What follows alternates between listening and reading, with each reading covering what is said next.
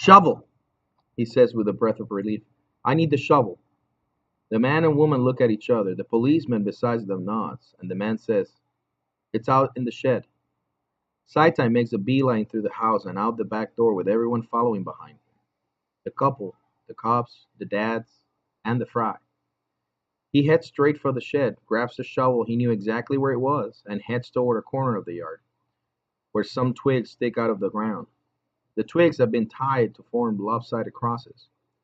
Saitai knows this corner of the yard. He feels this place in his gut. This is where he buried his pets. He doesn't know their names or even what kind of animals they were, but he suspects one of them was an Irish setter. He gets images of what happened to each of them. One met up with a pack of wild dogs, another with a bus, the third, old age. He takes a shovel and thrusts it into the ground, but not near any of their graves. He'd never disturb them. Never. Instead, he presses his shovel into the soft earth 2 yards behind the graves.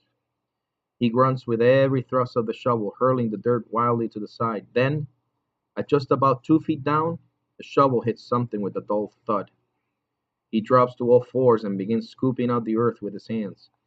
With the dirt cleared away, he reaches in, grabs a handle, and tugs, tugs, tugs until it comes up. He's holding a briefcase that's waterlogged and covered with mud.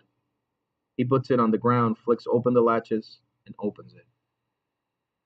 The moment he sees what's inside, Saitai's entire brain seizes. He's frozen in a total system lockup. He can't move, can't think. Because it's all so bright, so shiny in the slanted red rays of the sun. There are so many pretty things to look at, he can't move. But he must move. He must finish this. He digs both of his hands into the jewelry-filled briefcase, feeling the fine gold chain slide over his hands, hearing the rattle of metal against metal. There are diamonds and rubies, zircons and plastic. The priceless and the worthless all mix in together. He doesn't remember where or when he stole any of it. He only knows that he did.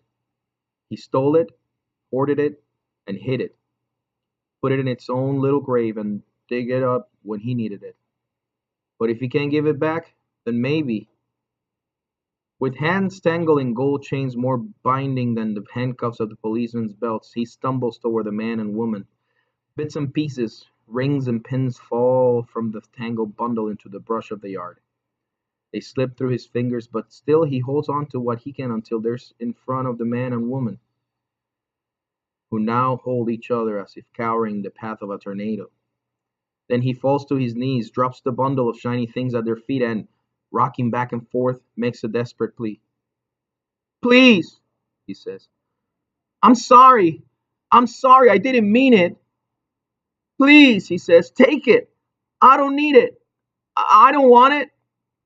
Please, he says, do anything, but don't unwind me. And all at once, Sai realizes that Tyler doesn't know.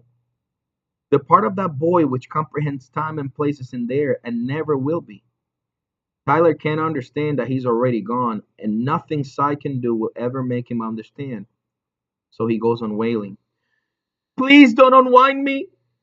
I'll do anything. Please don't unwind me, please. Then behind him, he hears a voice.